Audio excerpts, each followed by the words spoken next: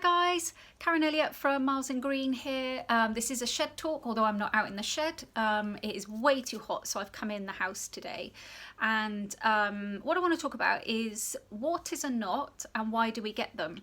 Now, there's something that's prompted me to do this, and that is 3 days ago, I myself had an injury, and I'm going to explain to you what happens, why we get knots, and a little bit about how I've been rehabbing myself. So I'll give you a clue as to what caused my injury.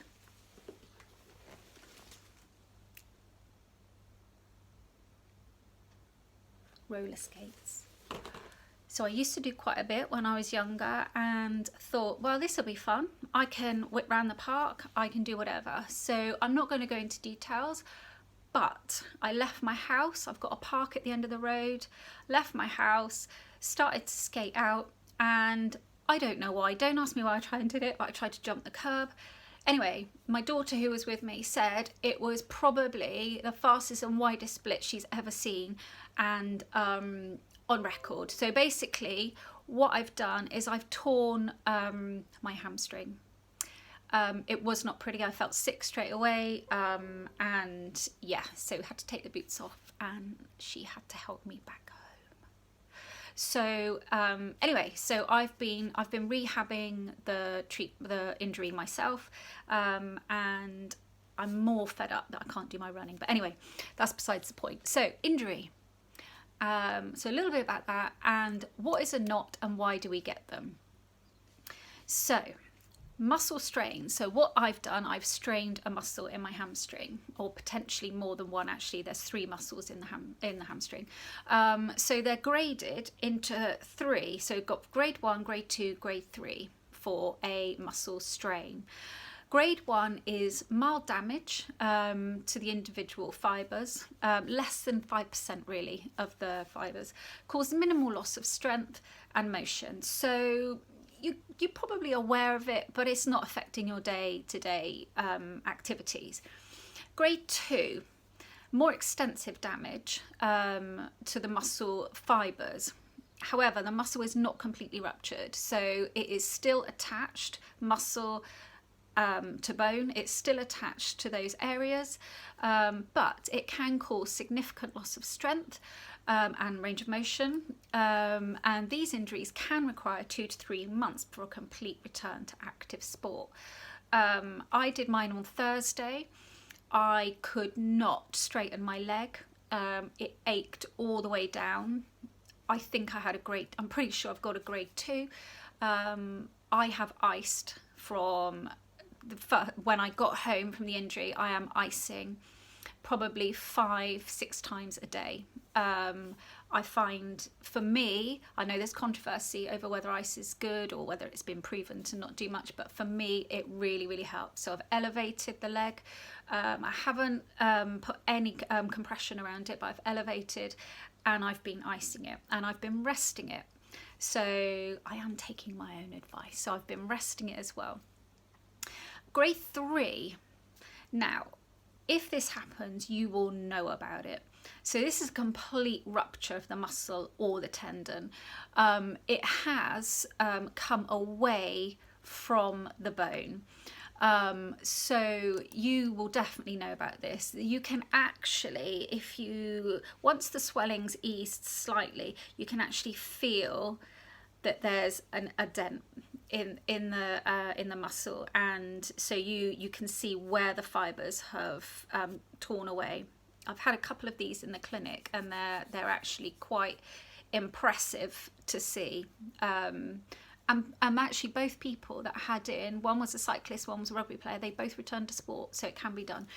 The swelling will make it difficult to feel that to start with, and sometimes, depending on the nature of the injury, you may be required to have surgery in order to reattach that back on, but you will very much be aware of that. There will almost be instant bruising, not just on the injury site, but above and below, usually below actually. So you will be aware that that's happened. You probably won't be able to weight bear. So there's your 3 grades, 1, 2, 3. Most of us probably have grade 1 tears fairly often. So if you've been out in the garden, you've been digging all day, you're overstretched something, oh my God, what was that? You might have had a very small amount of muscle fibers tear. And that's okay. And that, that is very, very normal. When you do weight training, that also tears the muscles in order to build the muscles, but that's a different story. So so basically 3 grades of tears. So within that, so as soon as you have the muscle, so on the Thursday evening, I did had my injury. There are 3 healing stages to soft tissue injury, and this process will occur at any location. So wherever you've had that tear or whatever, it's the same wherever on the body. So 3 stages. Stage 1 is the inflammatory stage. That is the first stage of healing. That's the first thing that's going to happen if you've torn a muscle. And the body is responding rapidly to the onset of that injury. And typical signs of that are inflammation, so swelling, redness, heat. Sometimes you can feel heat on that, warmth, and also you might feel like you're unable to put much pressure on. It'll be tender to touch as well. Pain and swelling. So this is actually a positive part of the body's healing. The pain and the swelling are the body's protective mechanism and serves to limit the function of the tissue. So it doesn't want it to have any more damage by movement. So it's restricting you from doing those things. Listen to your body at this stage.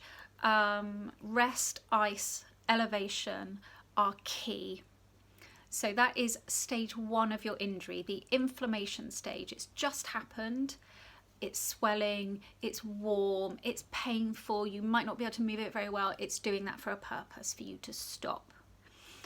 Stage 2 is the repair stage. This starts shortly after the injury and can last for several weeks.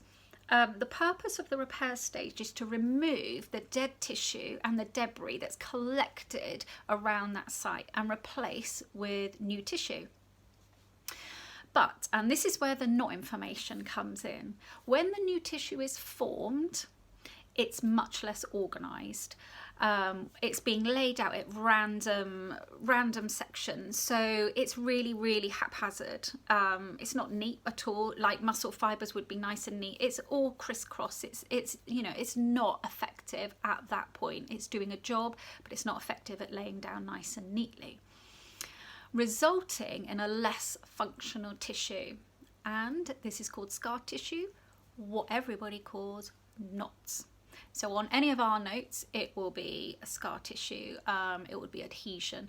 But for the general term, most people call that knots. So you've had a tear in the muscle, it's gone through its quick inflammation process. Then we come back into repair stage. So all of the collagen fibers are coming to fit and knit and try and get it all back together, but it's all a bit haphazard and a bit rubbish. And then you get a knot.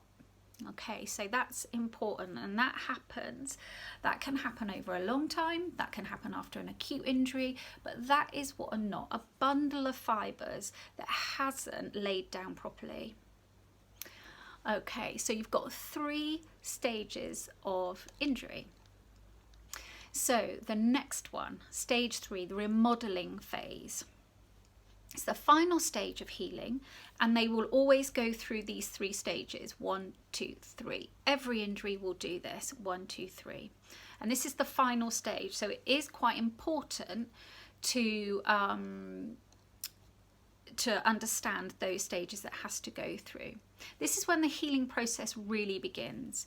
Once there is a sufficient amount of scar tissue around that area. And the purpose of this phase is to remodel the scar tissue over time into more healthy, functioning tissue.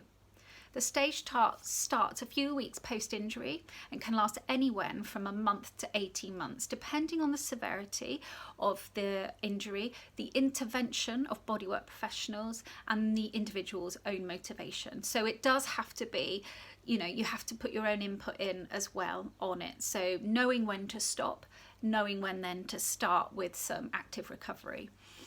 If the remodeling stage has not concluded, then we can be bothered with pain, reduced mobility, limited function, long after the healing stage has finished. That's important. So if you are unable to get any treatment or do anything to help that muscle at that stage, it could have long-term effects, or it could come back to bother you later on. So that, I hope, has described to you why we get knots, what they are, and what we can do to help them.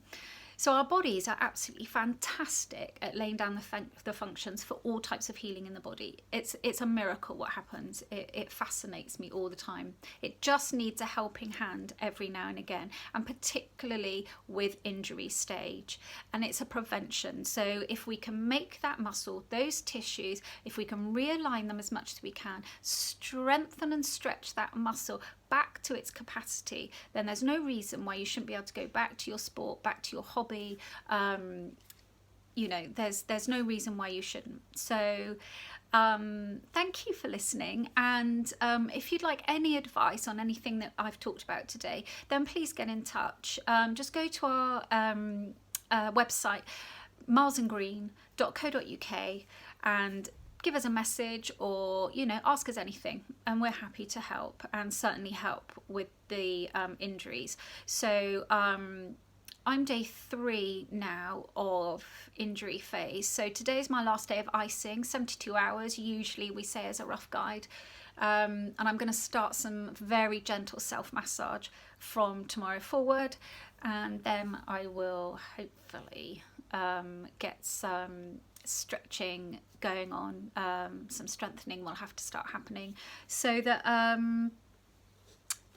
can get back out on these. Take care. Speak to you soon. Bye.